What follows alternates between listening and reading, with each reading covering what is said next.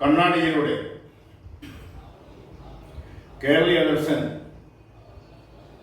അവതരിപ്പിച്ചുകൊണ്ടിരിക്കുന്ന കണ്ണാടിയിലൂടെ എന്ന പ്രോഗ്രാമിൻ്റെ പുതിയൊരു എപ്പിസോഡിലേക്ക് സ്വാഗതം. ഇന്ത്യയുടെ ഭാരതത്തിൻ്റെ 17ാമത് ഉപരാഷ്ട്രപതിയായി ശ്രീ രാധാകൃഷ്ണൻ തെരഞ്ഞെടുക്കപ്പെട്ടിരിക്കുന്നു. ഇന്ത്യയുടെ ഒന്നാമത്തെ ഉപരാഷ്ട്രപതി എന്ന് പറയുന്ന ശ്രീ സർവേപ്പള്ളി രാധാകൃഷ്ണൻ, ഡോക്ടർ എസ് രാധാകൃഷ്ണനാണ്.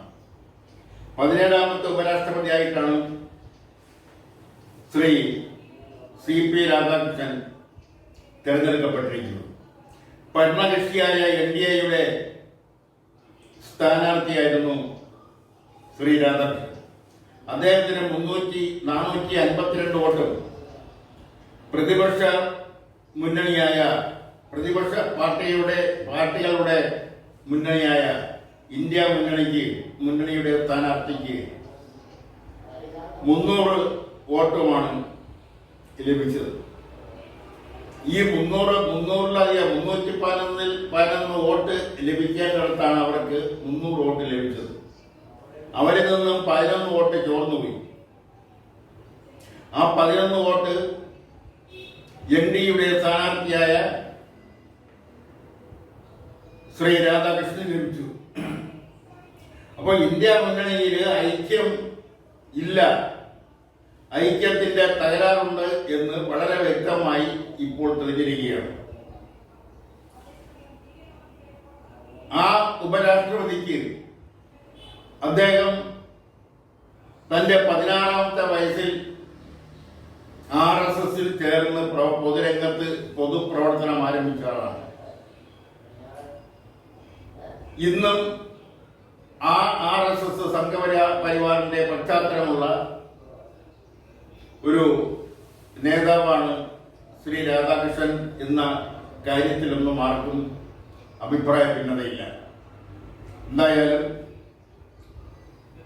ഇന്ത്യയുടെ 17ാമത്തെ ഉപരാഷ്ട്രപതി, ഇന്ത്യയുടെ ബഹുഭൂരിപക്ഷം ഉപരാഷ്ട്രപതിമാരും പിന്നീട് രാഷ്ട്രപതിയാകുന്ന സ്ഥിതിവിശേഷമാണ് ഉണ്ടായിട്ടുള്ളത്. അത് ഒന്നാമത്തെ ഉപരാഷ്ട്രപതി ഡോക്ടർ എസ് രാധാകൃഷ്ണൻ ആയാലും അദ്ദേഹം ഡോക്ടർ രാജേന്ദ്ര പ്രസാദിന് ശേഷം അദ്ദേഹമായിരുന്നു രാഷ്ട്രപതി. അങ്ങനെ ഇങ്ങോട്ട് എടുത്തു നോക്കിയാൽ ബഹുഭൂരിപക്ഷം ഉപരാഷ്ട്രപതിമാരും രാഷ്ട്രപതിയായിട്ടുള്ള ചരിത്രമാണ് ഇന്ത്യക്കുള്ളത്, ഇന്ത്യയുടെ ജനാധിപത്യ സംവിധാനത്തിന് ഉള്ളത്. ഇപ്പോൾ സംസ്ഥാന വ്യാപകമായി പോലീസ് മർദ്ദനങ്ങളുടെ കഥകൾ അല്ലെങ്കിൽ ആ സംഭവങ്ങൾ ഓരോന്നായി പുറത്തു വന്നുകൊണ്ടിരിക്കുകയാണ്. ഇതുവരെ പരാതിപ്പെടാൻ മുന്നോട്ട് വരാതിരുന്നവർ ഇപ്പോൾ പരാതികളുമായി മുന്നോട്ട് വരാൻ തുടങ്ങിയിരിക്കുന്നു. അവരിതുവരെ പരാതികളുമായി മുന്നോട്ട് വരാതിരുന്നത് ദുരഭിമാനം കൊണ്ടാവാം, അതല്ലെങ്കിൽ അതിന്റെ പിന്നാലെ പോയിട്ട് വലിയ കാര്യമൊന്നുമില്ല എന്ന തിരിച്ചറിവുണ്ടാവാം, അതുമല്ലെങ്കിൽ അതുമായി മുന്നോട്ട് പോകാനുള്ള സാമ്പത്തിക ചെലവുകൾ നോക്കുമ്പോൾ അവർ പിന്തിരിഞ്ഞതാവാം. ഒരു യൂത്ത് കോൺഗ്രസിന്റെ പ്രാദേശിക നേതാവിനെ ഭീകരമായി പോലീസ് മർദ്ദിക്കുകയും അദ്ദേഹത്തിന്റെ ഒരു ചെവിയുടെ കേൾവി ഭാഗികമായി നഷ്ടപ്പെടുകയും ചെയ്ത സംഭവം. ഇതിനു മുമ്പും പല പോലീസ് മർദ്ദനത്തിന്റെ ഫലമായി നിരവധി പേരുടെ ചെവിയുടെ കേൾവി നഷ്ടപ്പെട്ട ചരിത്രമുണ്ട്. അതെല്ലാം കോടതിയിലേക്ക് കേസിന് പോവുകയും പിന്നെ ആ കേസുമായി മുന്നോട്ട് പോകാൻ കഴിയാത്ത സാമ്പത്തിക സാഹചര്യം ഉണ്ടാവുകയും ചെയ്യുമ്പോൾ ആ കേസ് തേഞ്ഞുമാഞ്ഞു പോവുകയാണ് പതിവ്. ഈ ചെറുപ്പക്കാരൻ ആ കേസുമായി ആരുടെയും സഹായം ആദ്യ സമയങ്ങളിൽ അദ്ദേഹം പ്രതിദാനം ചെയ്യുന്ന രാഷ്ട്രീയ പ്രസ്ഥാനത്തിന്റെ സഹായം ഉണ്ടായിരുന്നുവെങ്കിൽ ഉണ്ടായിട്ടിരിക്കാം. എന്നാൽ തുടർന്ന് ആരുടെയും ഇല്ലാതെയാണ് ആ ചെറുപ്പക്കാരൻ കേസുമായി മുന്നോട്ട് പോവുകയും അത് കേരള രാഷ്ട്രീയത്തിൽ തന്നെ വളരെയധികം വിവാദം സൃഷ്ടിക്കുകയും ചെയ്തത്. വളരെയധികം വിവാദം സൃഷ്ടിച്ചതിന്റെ ഫലമായിട്ടാണ് പലരും പരാതികളുമായി അവർക്ക് പോലീസിൽ നിന്നുണ്ടായ ദുര അനുഭവങ്ങളുടെ കാര്യങ്ങളുമായി മുന്നോട്ട് വരികയും പലരും പരാതിയുമായി മുന്നോട്ട് പോകാൻ തയ്യാറായതുമൊക്കെ തന്നെ 2022 നടന്ന ഈ യൂത്ത് കോൺഗ്രസ് പ്രാദേശിക നേതാവിന്റെ നേർക്കുണ്ടായ പോലീസ് മർദ്ദനവും അതിന്റെ ഫലമായി അദ്ദേഹത്തിന്റെ ഒരു ചെവിയുടെ കേൾവി ഭാഗ്യമായി നഷ്ടപ്പെട്ടതുമാണ്. ആ പോലീസ് ഓഫീസർക്കെതിരെ അന്ന് പരാതിയും കേസും കൊടുത്തിരുന്നുവെങ്കിലും അന്വേഷണമൊക്കെ നടത്തിയിരുന്നുവെങ്കിലും അവരെല്ലാം നടപടി സ്വീകരിക്കുന്ന ഒരു സ്ഥിതിയിലേക്ക് കാര്യങ്ങൾ നീങ്ങിയിരുന്നില്ല.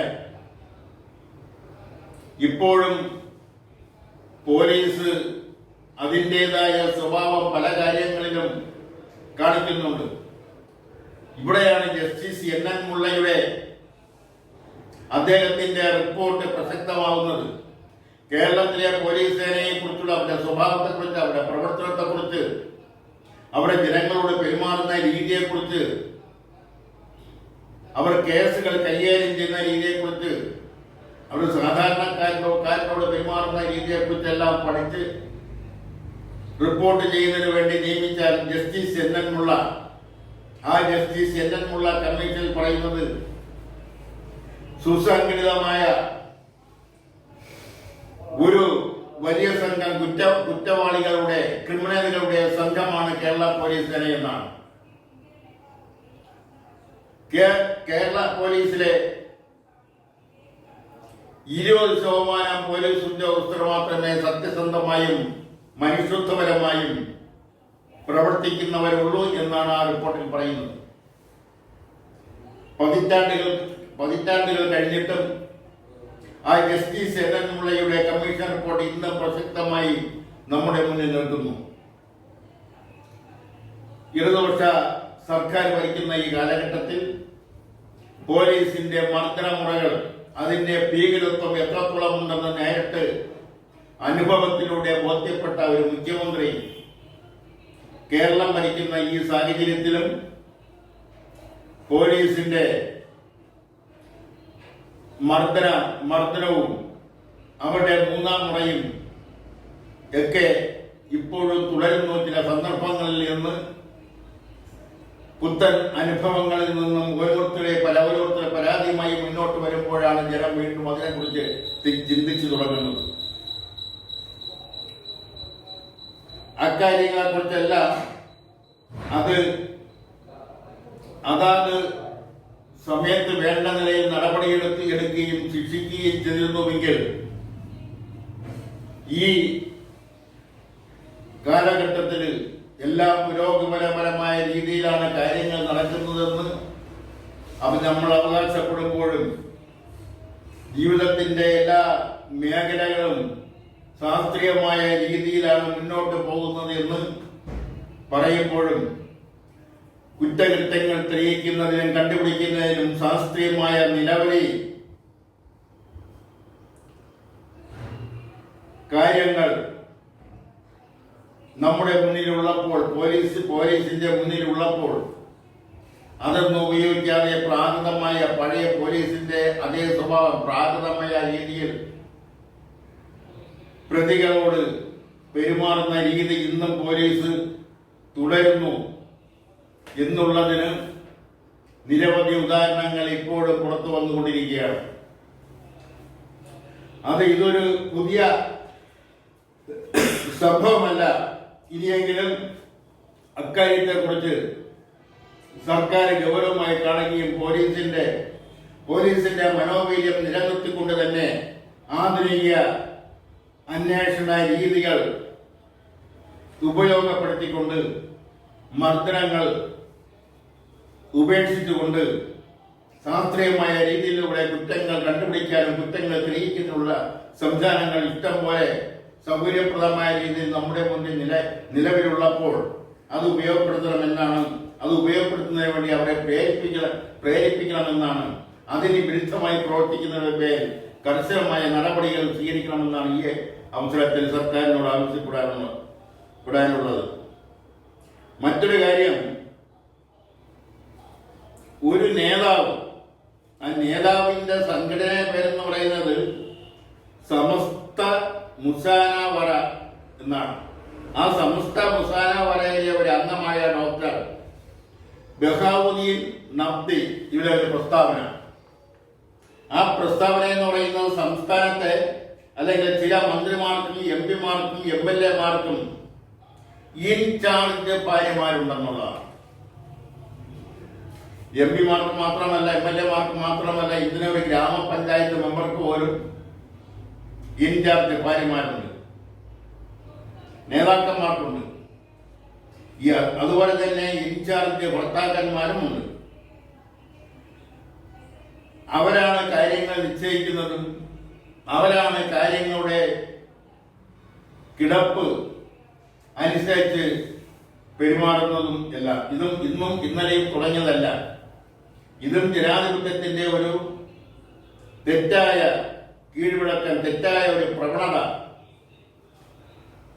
ആണെന്ന് പറയാതിരിക്കാൻ നിവർത്തിയില്ല. ചിലപ്പോൾ പലതും മറനീക്കി പുറത്തു വരുന്നുണ്ട്. അത് വളരെയധികം വിവാദമുണ്ടാക്കിയ കഴിഞ്ഞ സർക്കാരിലും അതിന്റെ അപ്പുറത്തെ സർക്കാരിലുമൊക്കെ വിവാദമുണ്ടാക്കിയ സംഭവങ്ങളൊക്കെ കേരള ജനത ചർച്ച ചെയ്യപ്പെട്ടതാണ്. അത് വീണ്ടും ആവർത്തിക്കുന്നില്ല. എടുത്തു പറയേണ്ടുന്ന മറ്റൊരു കാര്യം, മുഖ്യമന്ത്രി പറഞ്ഞ ഒരു കാര്യമാണ്. അതെന്ന് പറയുന്നത് ഹിന്ദുമത നവോത്ഥാനം. ആ വാക്കാണ് മുഖ്യമന്ത്രി ഉപയോഗിച്ചത്. ഹിന്ദുമത നവോത്ഥാനത്തിന്റെ നായകനായി ശ്രീ നാരായണ ഗുരുവിനെ അവതരിപ്പിക്കാൻ വർഗീയ ശക്തി നടത്തുന്ന ശ്രമത്തിന്റെ ചരിത്ര വിരുദ്ധതയെ, മനുഷ്യത്വ രാഹിത്യത്തെയും തിരിച്ചറിയണം എന്നാണ് മുഖ്യമന്ത്രി ചെമ്പഴന്തിയിലെ ശ്രീനാരായണ ജയന്തി ആഘോഷങ്ങൾ ഉദ്ഘാടനം ചെയ്തുകൊണ്ട് പറഞ്ഞത്. ഹിന്ദുമത നവോത്ഥാനം എന്നുള്ള ഒന്ന് ഇല്ല എന്നാണ് ആദ്യമായി പറയുന്നത്. നവോത്ഥാനം എന്ന് പറഞ്ഞാൽ അതിലെ പ്രധാനപ്പെട്ട ഒന്ന് മതനിരപേക്ഷതയാണ്. രണ്ട്, ജാതി വിരുദ്ധത, വിദ്യാഭ്യാസം, സാമൂഹ്യ നീതി, തുല്യനീതി, ജനാധിപത്യം,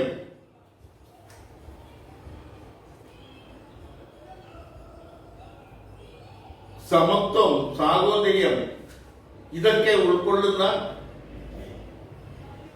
ഒരു കൂട്ടം ആശയങ്ങളുടെ കൂമ്പാരമാണ്, അല്ലെങ്കിൽ ഒരു കൂട്ടം ആശയങ്ങളുടെ കൂട്ടായ്മയാണ് നവോത്ഥാനം എന്ന ആ ഒരു വാക്കിൽ അടങ്ങിയിരിക്കുന്നത്. ആ വാക്കിൽ ഹിന്ദു മത നവോത്ഥാനം, ഹിന്ദു ആ മതം ആ വാക്കിനോട് യോജിക്കുന്നതല്ല. അത് എങ്ങനെയാണോ വന്നത് എന്നതിനെ കുറിച്ച് അറിയില്ല. എന്തായാലും നവോത്ഥാനം അതിന്റെ യഥാർത്ഥ ആശയം ഉൾക്കൊണ്ടുകൊണ്ട് ഒരു ദുരന്തം ആണെന്ന് പറയുന്നില്ല. നവോത്ഥാന സമിതിയുടെ പ്രഥമ പ്രസിഡന്റും സെക്രട്ടറിയും അവർ രണ്ട് സമുദായങ്ങളുടെ നേതാക്കളായിരുന്നു എന്നുള്ളത് യാദൃച്ഛികമായി വന്നതാണെന്ന് വിശ്വസിക്കുന്നില്ല. അവിടെയും രാഷ്ട്രീയമായിരിക്കും അതിന് കാരണം. ഇന്ന് നവോത്ഥാന സമിതിയുടെ സെക്രട്ടറി ഒരു സമുദായത്തിന്റെ നേതാവാണ് എന്നും ഈ അവസരത്തിൽ പറയേണ്ടിയിരിക്കുന്നു. അത് അറിഞ്ഞ് അത് തിരുത്തുമെന്നാണ് വിശ്വസിക്കുന്നത്. അതോടൊപ്പം തന്നെ ഈ അടുത്ത ദിവസങ്ങളിൽ കഴിഞ്ഞ ദിവസങ്ങളിൽ നമ്മുടെ അയൽ സംസ്ഥാനമായ നേപ്പാളിലുണ്ടായ സംഭവ വികാസങ്ങൾ, രാഷ്ട്രീയ സംഭവ വികാസങ്ങൾ, അവിടുത്തെ ഭരണകൂടം അട്ടിമറിക്കപ്പെട്ടിരിക്കുന്നു. അവിടുത്തെ ഒരു മുൻ പ്രധാനമന്ത്രിയുടെ ഭാര്യയെ ജീവനോടെ ചുട്ട് കരിച്ചിരിക്കുന്നു. അവിടുത്തെ ഭരണകൂടം എന്ന് പറയുന്നത് കമ്മ്യൂണിസ്റ്റ് ഭരണകൂടമായിരുന്നു. കമ്മ്യൂണിസ്റ്റ് പാർട്ടിയായിരുന്നു അവിടുത്തെ ഭരണത്തെ നിയന്ത്രിച്ചിരുന്നത്. ആ കമ്മ്യൂണിസ്റ്റ് പാർട്ടി ഭരിച്ചിരുന്ന ഭരണകൂടമാണ് അട്ടിമറിക്കപ്പെട്ടിരിക്കുന്നത്. അത് പ്രത്യേകിച്ച് പ്രത്യയശാസ്ത്രമൊന്നുമില്ലാതെ, പ്രത്യേകിച്ച് ആശയങ്ങളൊന്നുമില്ലാതെ, ഒരു പക്ഷേ പ്രത്യേകിച്ച് ഉദ്ദേശ ലക്ഷ്യങ്ങളൊന്നും ഇല്ലാതെ തന്നെ ഒരു കൂട്ടം ചെറുപ്പക്കാർ, യുവാക്കൾ നടത്തിയ പ്രക്ഷോഭം. അവർ എന്തിനു വേണ്ടിയാണ് പ്രക്ഷോഭം നടത്തിയെന്ന് ചോദിച്ചാൽ, അവിടെ നിലനിന്നിരുന്ന സാമൂഹിക വാർത്താവിനിമയം, സോഷ്യൽ മീഡിയ പെട്ടെന്ന് അത് നിരോധിച്ചു. 26 സോഷ്യൽ മീഡിയകൾ നിരോധിച്ചു. അത് രജിസ്ട്രേഷൻ നിർബന്ധമാക്കിയപ്പോൾ ആ രജിസ്ട്രേഷന്റെ മാനദണ്ഡങ്ങൾ പൂർത്തിയാക്കാത്ത 26 സാമൂഹിക മാധ്യമങ്ങളെയാണ് സർക്കാർ കർശനമായി നിയോഗിച്ചത്. അതിനെതിരെയാണ് അവിടുത്തെ ഒരു കൂട്ടം യുവാക്കൾ പ്രക്ഷോഭം തുടങ്ങിയത്. ആ പ്രക്ഷോഭം അക്രമാസക്തമാവുകയും നിയന്ത്രണ വിധേയം ആക്കാൻ കഴിയാതെ വരികയും ചെയ്യുന്ന സാഹചര്യത്തിലാണ് അവിടുത്തെ സർക്കാർ ഓഫീസുകൾ, സർക്കാരിന്റെ വാഹനങ്ങൾ, മന്ത്രിമാർ ഉപയോഗിച്ചിരുന്ന വാഹനങ്ങൾ എല്ലാം നശിപ്പിക്കപ്പെട്ടത്. അതിൽ 22 ഓളം പ്രക്ഷോഭകാരികൾ കൊല്ലപ്പെട്ടു.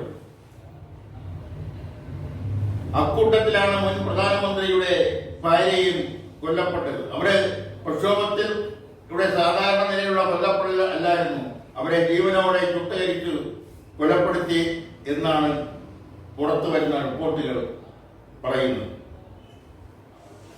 എന്തായിരുന്നു ഇതിന്റെ അവിടുത്തെ സാമൂഹിക അന്തരീക്ഷം, രാഷ്ട്രീയ അന്തരീക്ഷം? അവിടെ ദാരിദ്ര്യം ഉണ്ടായിരുന്നു. അപ്പോഴും അവിടെ പല മേഖലകളിലും അസ്വസ്ഥതകൾ നിലനിന്നിരുന്നു. പ്രത്യേകിച്ച് വിദ്യാഭ്യാസ മേഖലകളിൽ, തൊഴിൽ മേഖലകളിൽ തൊഴിലില്ലായ്മ അവിടെ രൂക്ഷമായിരുന്നു. വിദ്യാഭ്യാസ മേഖലയിലെ അസ്വസ്ഥതകൾ അതെല്ലാം നിലനിൽക്കുമ്പോഴാണ് മന്ത്രിമാരുടെ, നേതാക്കന്മാരുടെ മക്കളെല്ലാം വിദേശത്ത്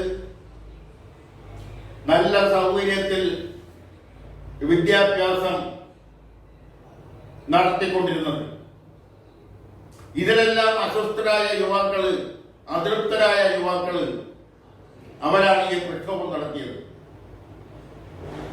നേതാക്കന്മാരെ മക്കൾ, മന്ത്രിമാരെ മക്കളെല്ലാം വിദേശത്ത് ആണ് പഠിക്കുന്നതെന്ന് പറയുമ്പോൾ അത് കേരളത്തിലെ പല നേതാക്കന്മാരുടെയും പല മന്ത്രിമാരുടെയും മക്കൾ വിദേശത്താണ് പഠിക്കുന്നത്.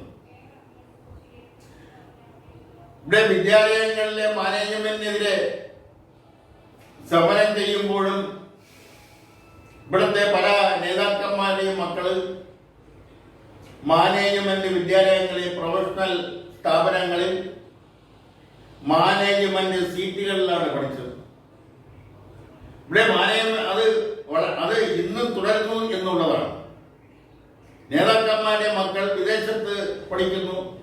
അവർ വിദേശത്ത് ഉയർന്ന ശമ്പളത്തിൽ ഉയർന്ന പദവികളിൽ ജോലി ചെയ്യുന്നു. ഇത് തന്നെയാണ് നേപ്പാളിൽ സംഭവിച്ചത്. ഇതിനൊന്നും ഒരു മാറ്റം വരുത്തണമെന്ന് ഒരു രാഷ്ട്രീയ പാർട്ടിയും ആഗ്രഹിക്കുന്നില്ല എന്നുള്ളതാണ് വസ്തുത. ഇവിടെ ഒരു രാഷ്ട്രീയ പാർട്ടി എടുത്തു പറയുന്ന കാര്യമല്ല. ഇവിടെ പ്രതിപക്ഷ പാർട്ടികളായാലും ഭരണകക്ഷി പാർട്ടികളായാലും അവരുടെ എല്ലാം മക്കൾ പഠിക്കുന്നത് വിദേശ വിദ്യത്തുള്ള വിദ്യാലയങ്ങളിലാണ്. അവിടുത്തെ സുഖ സൗകര്യങ്ങൾ, അവിടുത്തെ സൗകര്യങ്ങളുടെ ശീതള ഛായയിലാണ് അവരുടെ മക്കൾ പഠിക്കുന്നത്. അവരുടെ മക്കളെല്ലാം വിദേശത്തെല്ലാം നല്ല പദവിയിൽ ഉയർന്ന ശമ്പളത്തിൽ ജോലി ചെയ്യുന്നവരാണ്. അതെല്ലാം ഒരുപക്ഷെ രാഷ്ട്രീയ അന്തരീക്ഷത്തെ, കേരളത്തിലെ രാഷ്ട്രീയ അന്തരീക്ഷത്തിലെ മലിനമാക്കുന്നുണ്ടായിരിക്കാം. എന്നാൽ ഇതെല്ലാം കാര്യക്ഷമമായി ശ്രദ്ധിച്ചില്ലെങ്കിൽ കാര്യങ്ങൾ കൈവിട്ടു പോകുന്ന ഒരു നിലയിലേക്ക് രാഷ്ട്രീയം മാറിക്കൂടുന്നില്ല. അതുപോലെ തന്നെ അവസാനമായി പറയാനുള്ളത് കേരള ഗവർണറെ കുറിച്ചാണ്. കേരള ഗവർണർക്കുള്ള അധികാരങ്ങളെ കുറിച്ചാണ്. പൊതുമേഖലാ സ്ഥാപനങ്ങളിലെ ഡയറക്ടർ ബോർഡുകളെ നിയമിക്കാനുള്ള അധികാരം അത് ആർട്ടിക്കിൾ ഓഫ് അസോസിയേഷനിൽ ഗവർണർക്ക് അധികാരമുണ്ടെന്ന് പറയുന്നു. അങ്ങനെ ഗവർണർക്ക് അധികാരമുണ്ടെങ്കിൽ പൊതുമേഖലാ സ്ഥാപനങ്ങളിലെ ഡയറക്ടർ ബോർഡുകളെ ഗവർണർ നിയമിക്കുകയാണെങ്കിൽ ആ രംഗത്തെ അഴിമതികൾ ഒരു പരിധിവരെ നിയന്ത്രിക്കാനും പൊതുമേഖലാ സ്ഥാപനങ്ങളുടെ എണ്ണത്തിൽ സാരമായ കുറവ് വരുത്തിക്കൊണ്ട് ചെലവുകൾ ചുരുക്കാനും കഴിയുമെന്നുകൂടി അവസരത്തിൽ ഓർമ്മപ്പെടുത്തിക്കൊണ്ട് ഇന്നത്തെ കണ്ണാടിയിലൂടെ എന്ന പരിപാടി ഇവിടെ പൂർത്തിയാക്കുന്നു. നന്ദി, നമസ്കാരം.